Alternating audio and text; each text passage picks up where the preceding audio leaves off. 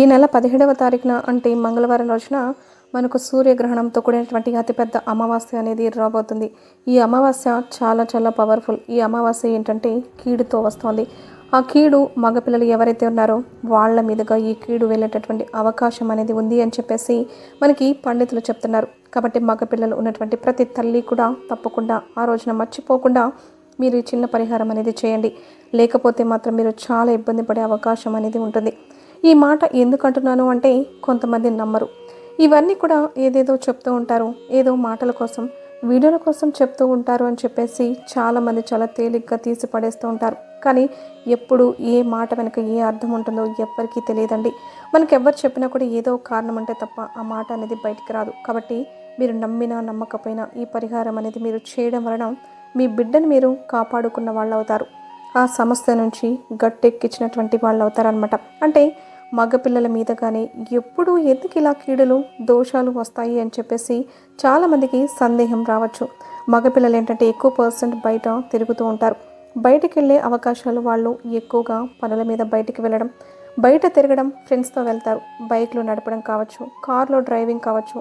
ఇట్లా ఆడపిల్లలు ఇళ్లలో ఎక్కువ పర్సెంట్ ఉంటారు. మగపిల్లలు ఏంటంటే ఎక్కువగా బయట పనులు అనేవి వాళ్ళ బ్రెయిన్ అలా ఉంటుందన్నమాట. అలా తిరుగుతూ ఉంటారు. కాబట్టి ఈ మగపిల్లలకి ఎక్కువగా ఇలాంటి సమస్యలు అనేవి మనకి ఎప్పుడు కూడా వస్తూ ఉంటాయి. అందులో మగపిల్లవాడు అంటే కొంచెం ఫస్ట్ నుంచి కూడా జనాలు అనేది ప్రత్యేకమైనటువంటి దృష్టి పెడుతూ ఉంటారు. అంటే మీ పిల్లోడు బాగున్నాడనో, బాగా చదువుతున్నాడనో, మంచి హైట్ అయ్యాడు, పిల్లోడు బాగా ఆరోగ్యంగా ఉన్నాడు, పుష్టిగా ఉన్నాడు, బలంగా ఉన్నాడు, మీ పిల్లోడు చక్కగా ఉన్నాడు అని చెప్పేసి ఇట్లా జనాల యొక్క ఏడుపులు తగలడం. మళ్ళీ ఏంటంటే పిల్లలు కనుక్కొని ప్రమాదాలు అనేవి ఎదురవుతూ ఉంటాయన్నమాట.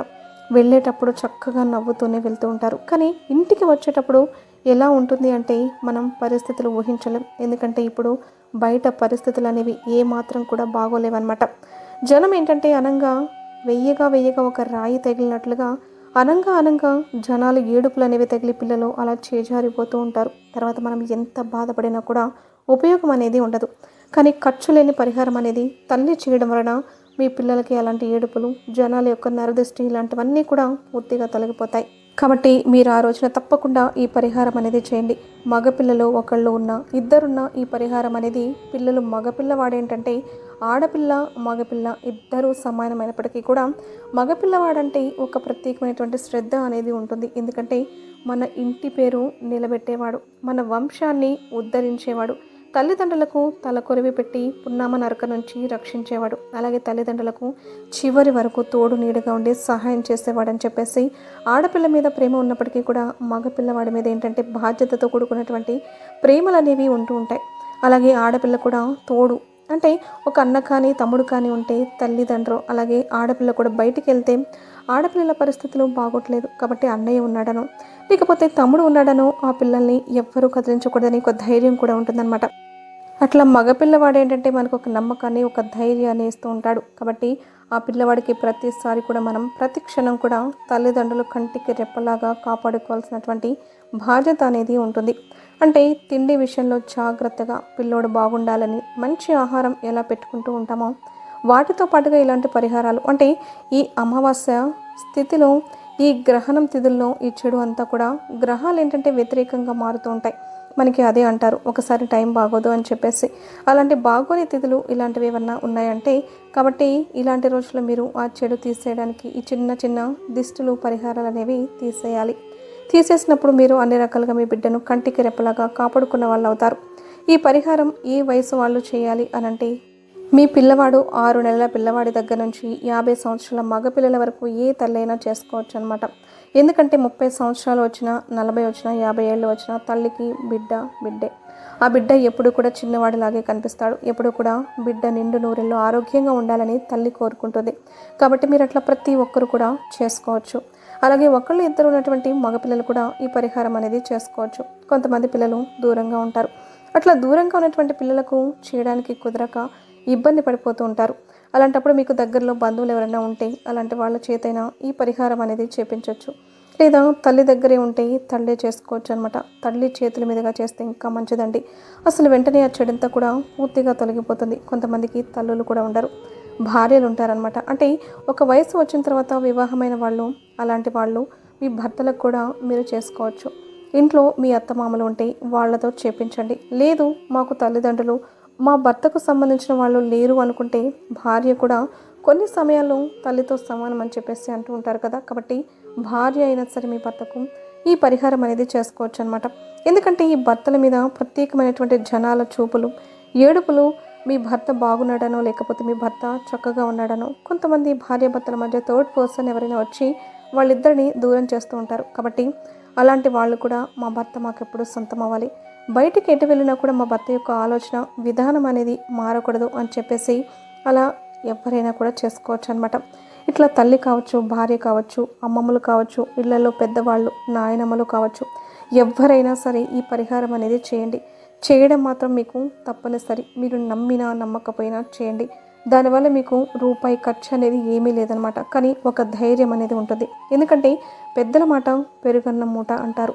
ఎప్పుడైనా సరే ఒక మాట వెనకమాల ఏదో కారణం అనేది లేకపోతే ఎవ్వరు కూడా చెప్పరు. కాబట్టి ఈ పరిహారం అనేది చేయండి.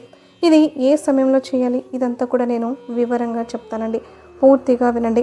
సూర్యగ్రహణాన్ని రాహుగ్రస్త సూర్యగ్రహణము అని అంటారు. ఇది ధనిష్ట నక్షత్రం యొక్క 4వ పాదంలో మాఘ బహుళ అమావాస్య రోజున రాబోతుంది. 17 ఫిబ్రవరి 2026 మంగళవారం మన తెలుగు రాష్ట్రాల కాలమానం ప్రకారం ఈ గ్రహణం మధ్యాహ్నం 3:26 నుంచి రాత్రి 7:57 వరకు ఉంటుంది. ఈ సూర్యగ్రహణం ప్రత్యేకత ఏంటంటే ఈ సూర్యగ్రహణం పంచగ్రహణ కూటమిలో జరుగుతోంది. ఎప్పుడైతే పంచగ్రహ కూటమి ఏర్పడిందో బుధుడు, శుక్రుడు, రాహువు, రవి, చంద్రుడు శీఘ్రగతి కలిగినటువంటి గ్రహాలన్నమాట. గ్రహణాలు ప్రతి సంవత్సరం వస్తూనే ఉంటాయి, పోతూనే ఉంటాయి. కానీ ఒక్కొక్క గ్రహానికి ఒక్కొక్క ప్రత్యేకత ఉంటుంది. భారతదేశంలో ఈ సూర్యగ్రహణం కనిపించదు అని అనుకుంటూ ఉంటారు. అంటే ఇది మామూలుగా అంటార్కిటికాలో కనిపిస్తుంది. మన దగ్గర ఇది పెద్దగా కనిపించదు. ఇది భారతదేశంలో కనపడదు. కాబట్టి ఇక్కడ ఏంటంటే ప్రత్యేకంగా అంటే దేవాలయాలు ముయ్యడం కావచ్చు, లేకపోతే శోతకం పట్టుకోవడం, ఇల్లు వాకిళ్ళు కడుక్కోవడం, ఇలాంటి నియమాలు అనేవి ప్రత్యేకంగా ఆచరించాల్సినటువంటి అవసరం అయితే లేదు. కానీ గ్రహణం అనేది ఎక్కడ జరిగినా కూడా అది పుణ్యకాలమే. ఎక్కడ గ్రహణం జరిగినా దాన్ని రాహుగ్రస్త సూర్యగ్రహణం అని అంటారు. అంటే మన దేశం మన వైపు జరగట్లేదు కాబట్టి మనకి సంబంధం లేదు, మనకి ఇది పట్టదు, మనం గ్రహణం పట్టించాల్సిన అవసరం లేదు అని చెప్పేసి అంటూ ఉంటారు. కానీ గ్రహణం ఎక్కడ జరిగినా కూడా గ్రహణం అన్న తర్వాత అది మన భూమి మీద ప్రభావం అనేది చూపిస్తుంది. కాబట్టి అది మనకు కూడా గ్రహణంతోనే సమానం అన్నమాట. కాబట్టి ఇది ఎక్కడో మనకి సంబంధం లేదని అనుకోవద్దు. కాబట్టి భారతదేశంలో ఎక్కడ గ్రహణం కనిపించినా అది గ్రహణం కిందే లెక్క. ఈ రోజున మీరు ప్రత్యేకమైన నియమాలు ఆచరించకపోయినా గర్భిణీ స్త్రీలు మాత్రం జాగ్రత్తగా ఉండాలి. గర్భిణీ స్త్రీలు బయటికి పొరపాటును కూడా రాకూడదు. గర్భిణీ స్త్రీలు మాత్రం ఇంట్లోనే ఉండాలి. అంటే వాళ్ళు ఏదన్నా హాస్పిటల్కి వెళ్ళాలని చెప్పేసి అలా ఈ రోజున మాత్రం ఈ ఫిబ్రవరి 17వ తారీఖున మాత్రం బయటికి పొరపాటును కూడా వెళ్ళవద్దు. అలాగే మిగిలిన వారు కూడా ఈ నియమాలు పాటిస్తే మంచిది. మీరు 4 దిక్కుల రోడ్లు కలిసే రోడ్లు ఉంటాయి కదా, 4 దిక్కులు అలాగే 3 దిక్కులు కలిసే రోడ్లు ఉంటాయి. అలాంటి చోట కూడా వెళ్ళొద్దు. బయటికి వెళ్ళినప్పుడు మాత్రం శుభ్రంగా కాళ్ళు చేతులు కడుక్కొని లోపలికి రండి. ఎందుకంటే గ్రహణం అంటే కాస్త మనకేంటంటే కొన్ని గ్రహాలు వ్యతిరేక స్థితిలో ఉంటూ ఉంటాయి. కాబట్టి కాళ్ళు కడుక్కోండి, లేకపోతే దరిద్రం పడుతుంది. అలాగే ఏదైనా దూర ప్రయాణాలు వెళ్ళాలి తప్పదు అని అనుకుంటే మీరు పూజ చేసినప్పుడు పూజలో ఒక నిమ్మకాయ పెట్టుకొని ఆ నిమ్మకాయని మీ దగ్గర ఉంచుకొని ఏదైనా ప్రయాణాలకు వెళ్ళండి. దానివల్ల ఇబ్బంది అనేది ఉండదు. ఇక మగపిల్లలు ఉన్నవారైతే మాత్రం తప్పకుండా ఈ పరిహారం అనేది చేయాల్సిందే. మనం చెప్పుకున్నట్లుగా 6 నెలల పిల్లల దగ్గర నుంచి 50 ఏళ్ల మగపిల్లల వరకు చేసుకోవచ్చు. పిల్లలకి ఏంటంటే మగపిల్లలు చురుగ్గా ఉంటూ ఉంటారు, ఆలోచన విధానం కొంచెం తక్కువగా ఉంటుందన్నమాట. ఆడపిల్లలు కాస్త లోతుగా ఆలోచిస్తారు. మగపిల్లలు వెంటనే స్పీడ్గా ఉండడం, స్పీడ్గా నిర్ణయాలు తీసుకోవడం, చదువుల్లో ఒక్కొక్కసారి బాగా చదివే పిల్లలు వెనుకబడిపోవడం, అలాగే ఇలాంటి గ్రహణ సమయాల్లో పిల్లలు భయపడిపోతూ ఉంటారనమాట. భయపడి జ్వరాలు రావడం, అనారోగ్య సమస్యలు, అంటే కొంతమంది తల్లిదండ్రుల దగ్గర కాకపోయినా బయట వాళ్ళు ఏంటంటే పిల్లల్ని బాగా భయపెడుతూ ఉంటారు. ఇలాంటి భయాల వల్ల కూడా వాళ్ళకి అనారోగ్య సమస్యలు, మానసిక సమస్యలు చిన్న వయసులో ఒక్కసారి వచ్చాయంటే అవి జీవితం మొత్తం మీద కూడా ప్రభావం చూపిస్తూ ఉంటాయన్నమాట. కాబట్టి అలాంటివి పోవాలి అంటే మనకి పరిహారాలు అనేవి చాలా బాగా ఉపయోగపడతాయి. అలాగే చిన్నపిల్లల దగ్గర నుంచి కూడా ఫోన్లు ఎక్కువగా చూస్తూ ఉంటున్నారు. దానివల్ల కళ్ళకు సంబంధించిన సమస్యలు, మానసిక సమస్యలు, చదువు మీద దృష్టి పెట్టలేకపోవడం, కొన్ని రకాల అనారోగ్య సమస్యలు రావడం, చెప్పినా కూడా మాట వినరు. పిల్లలు ఫోన్లు చూసుకుంటూ ఎంతగానో దెబ్బతింటున్నారు. ఎన్ని రకాలుగాను వాళ్ళ జీవితాల మీద ప్రభావం చూపిస్తున్నాయి. కాబట్టి అలాంటివి చెప్తే వాళ్ళు వినరు, వినకపోతే తీసేస్తాం. కానీ వాళ్ళంతట వాళ్ళే అది వదిలేసేసుకొని మా అమ్మ, మా నాన్న చెప్పినట్లుగా వినాలి అనే మార్పులు అనేవి మనకి కొన్ని పరిహారాలు అనేవి అందిస్తూ ఉంటాయన్నమాట. పిల్లల్ని ఏంటంటే ఆటపాటల్లో బయటికి తిప్పుతూ ఉండాలి. అంటే పిల్లలు ఆడుకుంటేనే వాళ్ళకి ఆరోగ్యం, ఆయుష్ అనేది కూడా పెరుగుతూ ఉంటుంది. కాబట్టి పిల్లలకి కాస్త ఎండ తగిలేటట్లుగా ఉంచడం, బయట నలుగురిలో తిప్పడం, ఆడుకునే ఆటల యొక్క విలువ, దానివల్ల ఆరోగ్యం ఎంత పెరుగుతుంది, ఇలాంటివి చెప్పడం, తల్లిదండ్రుల మాటకు గౌరవం ఇచ్చేలాగా పిల్లల యొక్క మార్పులు చేర్పులు అనేవి మనకు ఈ చిన్న చిన్న పరిహారాలు అనేవి చేస్తూ ఉంటాయన్నమాట. ఎందుకంటే కొంత నెగిటివ్ అనేది పిల్లల మీద ఉన్నప్పుడు వాళ్ళు చెప్పినా కూడా వినరు. కొంతమంది తల్లిదండ్రుల మీద మనసు కూడా విరగదీసేస్తూ ఉంటారనమాట. మీ అమ్మకి నీ మీద ప్రేమ లేదు, లేకపోతే మీ నాన్నకి మీ మీద ప్రేమ లేదు అట్లా చెప్తూ ఉంటారు. వాళ్ళు నీ కోసం ఏం చేయట్లేదు అని చెప్తూ ఉంటారు. అలాంటి చెప్పుడు మాటలు వింటూ ఉంటారనమాట. అలాంటివన్నీ దూరం అయిపోయి మన బిడ్డ మనతో ఎప్పుడు కూడా ప్రేమగా సంతోషంగా ఉండాలి అని చెప్పంటే ఈ పరిహారం అనేది చక్కగా చేసుకోండి. దీనికి మీరేంటంటే మీ ఇంట్లో సింపుల్గా చేసుకునే పరిహారం, అన్నం వండుతారు కదా, పొయ్యి మీద చక్కగా అన్నం వండినప్పుడు నిండు కుండున్న బాగా అంటే అసలు ఎవ్వరూ తినకుండా పొగలు వచ్చేటటువంటి అన్నాన్ని తీసుకొని ఒక బౌల్లో మీరు పక్కన పెట్టేసుకోండి. మీరు తినాలి అనుకుంటే తర్వాత తినండి. వండంగానే మర్చిపోకుండా అన్నం ఒక గిన్నెలో తీసుకొని పక్కన పెట్టేసుకోండి. పక్కన పెట్టేసేసుకొని నిండు కుండలో నుంచి తీసినటువంటి ఆ అన్నంతో ఈ పరిహారం అనేది చేయాలి. అన్నంతోనే ఈ పరిహారం ఎందుకు చేయాలి అని అంటే, అన్నం అనేది మన యొక్క జీవితానికి, మన యొక్క జీవనానికి అన్నంతో చాలా దగ్గర ప్రాణ సంబంధం అనేది ఉంటుందన్నమాట. అన్నంతో ఈ పరిహారం చేయడం వల్ల చెడు అనేది త్వరగా వెళ్ళిపోతుంది. కాబట్టి అలా చేయండి. తర్వాత ఒక ప్లేట్ తీసుకోండి. స్టీల్ ప్లేట్ కావచ్చు, పింగాణి ప్లేట్ కావచ్చు, రాగి ఇతర ప్లేట్లు అయినా సరే తీసుకోండి. తీసుకున్న తర్వాత అన్నాన్ని ముద్దలుగా తయారు చేసుకోవాలన్నమాట. అన్నం అనేది ఈ పరిహారానికి 3 ముద్దలు కావాలి. ఆ 3 ముద్దలుగా మనం చుట్టుకోవాలి. ఒక ముద్దలో చిటికెడంతా పసుపు వేయండి. పసుపు ఏంటంటే చెడు తీసేసి పిల్లవాడికి మంచిని ఇస్తుంది. కాబట్టి పసుపు అలాగే ఒక ముద్దలో ఏంటంటే మనకు బొగ్గు కానీ లేదా కాటుకు కానీ కలిపేసేసి నల్లగా ఒక ముద్దని సిద్ధం చేసుకోండి.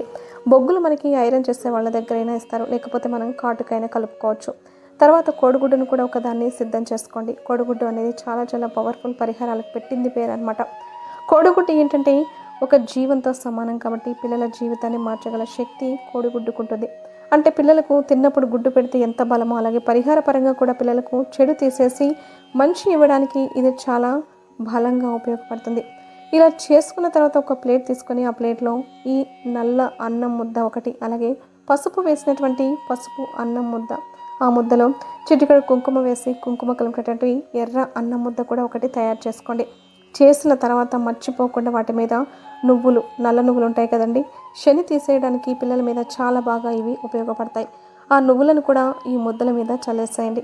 తర్వాత ఈ కోడిగుడ్డు తీసుకున్నాం కదా, ఆ కోడిగుడ్డు మీద ఏంటంటే కుంకుమతో మీరు కుంకుమ కావచ్చు, లేకపోతే ఎరుపు రంగు స్కెచ్ పెన్ అయినా ఇట్లా ఏదైనా సరే పర్వాలేదు. అట్లా లేకపోతే కుంకుమలో కొన్ని నీళ్లు కలిపేసేసి పేస్ట్ లాగా చేసి ఇంటూ మార్క్ అంటే క్రాస్ మార్క్ అనేది ఆ కోడిగుడ్డు పైన వేసేసేయండి. ఇదేంటంటే చెడును దిష్టి తీసేయడానికి చాలా బాగా ఉపయోగపడుతుంది అనమాట. ఇలా ఈ ప్లేట్ని సిద్ధం చేసుకోండి. కోడిగుడ్డు మీద మీరు కాటుకతో కూడా ఇలా ఇంటూ మార్కు కానీ చుక్కలు కానీ పెట్టుకోవచ్చు. కానీ ఇక్కడ మనం కాటుక వేసి ఆల్రెడీ నల్ల అన్నం ముద్దను సిద్ధం చేసుకున్నాం. కాబట్టి ఎరుపు అంటే ఎరుపుతో మనం ఇట్లాగా ఇంటూ మార్క్ లాగా కోడిగుడ్డు మీద వేయడం వల్ల ఇంకా చెడు తీసేయడానికి, దిష్టి ప్రభావానికి, మనకు ఈ గ్రహణం తాలూకా వచ్చే కీడును తొలగించడానికి ఇది బాగా శక్తివంతంగా ఉపయోగపడుతుంది. కాబట్టి చక్కగా ఇలా సిద్ధం చేసుకోండి. ఇలా సిద్ధం చేసుకున్న ప్లేట్ని మీరు చక్కగా మీ పిల్లవాడిని అక్కడ కూర్చోబెట్టి, అంటే ఇంటి బయట చేసుకోండి. పరిహారం లోపల కాకుండా గడపకు బయట కూర్చోబెట్టి, తూర్పు ముఖంగా కూర్చోబెట్టి ఆ తల్లి పిల్లవాడి ఎదురుగా నుంచొని ఆ ప్లేటును పట్టుకొని కుడి నుంచి ఎడమకు 3 సార్లు, ఎడమ నుంచి కుడికి 3 సార్లు ఇట్లా ఈ గ్రహణాల తాలూకు కావచ్చు, అమావాస్య తాలూకా కావచ్చు, ఉన్నటువంటి ఆ చెడు ఏది కూడా మా బిడ్డను తాకకూడదు. మా బిడ్డల మీద ఉన్నటువంటి నరదిష్టి అంతా కూడా, చెడు అంతా కూడా పూర్తిగా తొలగిపోవాలి. మా పిల్లలు ఆరోగ్యంగా ఉండాలి. మా పిల్లల మీద ఉన్నటువంటి అనారోగ్య సమస్యలు ఇలాంటివన్నీ కూడా పూర్తిగా తొలగిపోవాలి. నిందలు ఏదన్నా ఉంటే తొలగిపోవాలి. ఎలాంటి వాహన ప్రమాదాలు జరగకూడదు అని చెప్పేసి కుడి నుంచి ఎడమకి 3 సార్లు, ఎడమ నుంచి కుడికి 3 సార్లు తిప్పేసిన తర్వాత అవన్నీ తీసుకువెళ్ళి ఎక్కడన్నా పారే నీటిలో విడిచిపెట్టేసేయండి. లేకపోతే ఎవ్వరూ తొక్కని చోటైనా వదిలేసేయండి. అయితే ఈ గుడ్డు ఏదైతే ఉందో ఆ గుడ్డు పగలకుండా జాగ్రత్తగా విడిచిపెట్టండి. గుడ్డు పగిలితే మాత్రం మీరు చేసే పరిహారం అనేది వృధా అవుతుందన్నమాట. అలా విడిచిపెట్టేసేసి ఇక మీరేంటంటే వెనక్కి తిరిగి చూడకుండా మళ్ళీ మీరు ఇంటికి వచ్చేసేయండి. ఎక్కడ కూడా మళ్ళీ వెనక్కి తిరిగి చూడొద్దు. అలా చేస్తే ఏంటంటే ఆ దరిద్రం మళ్ళీ మనకి వెనకాలదా వచ్చే అవకాశం అనేది ఉంటుంది. ఇంటి లోపలికి వచ్చేటప్పుడు మర్చిపోకుండా తల్లి కాళ్ళు చేతులు కడుక్కొని లోపలికి రండి. అలాగే మీ పిల్లవాడికి దిష్టి తీసేసిన తర్వాత పిల్లవాడికి కూడా స్నానం చేయించడం, చిన్నపిల్లలైతే లేదా పెద్ద పిల్లలైతే స్నానం చేయమని చెప్పడం, లేదా కాళ్ళు కడిగించి ఆ బట్టలైనా మార్పించేసి చక్కగా ఇంట్లో దీపం వెలిగించి పిల్లవాడి చేత దండం పెట్టించుకోండి. ఒక్క దేవుడికే కాదండి, తల్లికి కూడా దండం పెట్టి అంటే ఆశీర్వచనాలు కాళ్ళు పట్టుకొని నమస్కారం చేసి తల్లి పాదాలకి నమస్కారం చేయమని చెప్పండి. అలా పిల్లవాడికి కూడా మీ యొక్క ఆశీస్సులు అందించండి. ఎందుకంటే తల్లిని మించిన దైవం కూడా లేరు కాబట్టి ఈ పరిహారం ఆ రోజున ఏ సమయంలో చేయాలి అంటే ఇక్కడ గుర్తుపెట్టుకోండి. మనకి ఆ రోజు మంగళవారంతో కూడుకొని వచ్చింది అంటే కాస్తంత కీడు అనేది ఎక్కువగా వస్తుందన్నమాట. ఆ రోజున మధ్యాహ్నం 3:26 దగ్గర నుంచి రాత్రి 7:57 మీరు ఈ పరిహారం అనేది చేయండి. అంటే మీ పిల్లవాడికి ఆ సమయంలో దిష్టి అనేది తీసేయండి. ఒక పిల్లవాడు ఉన్న ఇద్దరు పిల్లలు ఉన్నా కూడా ఇట్లా మీరు ఈ పరిహారం అనేది చేయొచ్చు. ఎలా తీసి ఇక మనం చెప్పిన జాగ్రత్తలు అనేవి తీసుకోండి. ఇక మనం చెప్పిన ఈ సమయంలోనే చేయండి. ఎందుకంటే గ్రహణం ఉండేది ఆ 4 గంటల పాటే. ఆ సమయంలో చేస్తేనే మనకు ఫలితం ఉంటుంది. ముందు కానీ తర్వాత కానీ తీస్తే ఉపయోగం అనేది ఉండదు కదా. కాబట్టి మనం చెప్పిన ఈ సమయంలో చేయండి. తర్వాత ఇక పిల్లవాడి దగ్గర అంటే శివాలయం ఉంటే శివాలయానికి తీసుకెళ్ళి చక్కగా శివలింగానికి అభిషేకం కూడా చేయించండి. ఆ శివయ్య యొక్క ఆశీస్సులు ఉంటే అసలు జీవితంలో ఇలాంటి సమస్యలు అనేవి ఎప్పుడూ కూడా రాకుండా పిల్లవాడు నిండు 100 ఏళ్ల పాటు సంతోషంగా ఉంటాడు. శివుడు అభిషేక ప్రియుడు కాబట్టి శివలింగానికి అభిషేకం చేయడం వల్ల మీ పిల్లవాడి చేతులతో చేయించడం వల్ల చెంబుడు నీటితో కానీ పాలతో కానీ అట్లా అభిషేకం చేయించండి. అలా చేయించడం వల్ల ఇంకా ఏదైనా దోషాలు ఉంటే తొలగిపోతాయి. అలాగే మీకు దగ్గరలో వేప చెట్టు ఉంటే చక్కగా ఆ వేప చెట్టు తాకి నమస్కారం చేపించి 11 సార్లు ప్రదక్షిణలు చేయమనండి. పిల్లవాడు అట్లా తాకడం వల్ల ఏదైనా దోషాలు ఉంటే తొలగిపోతాయి. అలాగే ఈ రోజున వేపాకుల తోరణాన్ని గుమ్మానికి కట్టుకుంటే గర్భిణీ స్త్రీలు కూడా మర్చిపోకుండా కట్టుకుంటే ఆ చెడంతా కూడా పోతుంది. అలాగే ఇంటి ముందు గుమ్మడికాయను కూడా వేలాడ తీసుకోండి. బూడిద గుమ్మడికాయకి పసుపు కుంకుమ బొట్లు పెట్టేసి మీ ఇంటి బయట గుమ్మానికి కూడా ఈ గుమ్మడికాయని వేలాడ తీయడం వల్ల ఈ గ్రహణం తాలూకా అమావాస్య తాలూకా ఉన్న చెడు ఏది కూడా ఇంటి లోపలికి ప్రవేశించదు. కాబట్టి మీ పిల్లలు మీరు సంతోషంగా ఉండడానికి అవకాశం అనేది ఉంటుంది. కాబట్టి చక్కగా ఇలాంటి నియమాలతో మనం చెప్పినట్లుగా ఈ పరిహారం అనేది చేసుకోండి. ఇలా చేయడం వల్ల రాహుకేతు పూజ, అలాగే ఏలినాటి శని, అర్ధాష్టమ శని, మృత్యు దోషాలు ఇలాంటివన్నీ కూడా పూర్తిగా తొలగిపోయి మీ కొడుకు నిండు 100 ఏళ్ల పాటు ఎక్కడికి బయటికి వెళ్ళినా ఏదైనా కార్లు బైకులు వేసుకున్నా ఎలాంటి ప్రమాదాలు జరగవు. కాబట్టి ఇలా ప్రతి తల్లి కూడా మీ బిడ్డకి పరిహారం అనేది చేసుకోండి. అలాగే ఇందాక మనం చెప్పినట్లుగా పిల్లలు దూరంగా ఉన్నా కూడా అట్లా తెలిసిన వాళ్ళ దగ్గర వాళ్ళు ఎవరైనా ఉంటే వాళ్ళ చేత చేయించండి. మీకు దగ్గరుంటే మాత్రం మీ తల్లి చేతుల మీదుగా చేస్తే ఇంకా మంచిది. అలాగే భార్యలు అంటే తల్లులు లేనప్పుడు భార్యలే తల్లితో సమానం అంటారు. కాబట్టి మీ భర్త ఎప్పుడు కూడా క్షేమంగా ఉండాలి. మీ భర్త ఎప్పుడు మీ మీద ప్రేమగా ఉండాలి అంటే కొంతమంది మగవాళ్ళు ఏంటంటే భార్య మీద ప్రేమ లేకుండా ఉంటారు. అలాంటిదంతా కూడా తొలగిపోవడానికి భార్యలు కూడా మీ భర్తకి ఈ పరిహారం అనేది చేసుకోవచ్చు. ఇబ్బంది ఏమీ ఉండదు. కాబట్టి చక్కగా ఇలా చేసేసేసి మీ బిడ్డలను కాపాడుకుంటారని, అలాగే మీ భర్తలను కాపాడుకోవాలని మనస్ఫూర్తిగా కోరుకుంటూ ఈ గ్రహణం రోజున ఈ నియమాలను ఆచరించండి. ఏముందిలే అని చెప్పేసి కొట్టి పడేయకుండా మర్చిపోకుండా ఈ పరిహారం అనేది చేసుకోండి. చేయాల్సినటువంటి సమయాలు కూడా నేను అన్నీ కూడా క్లియర్గా చెప్పాను.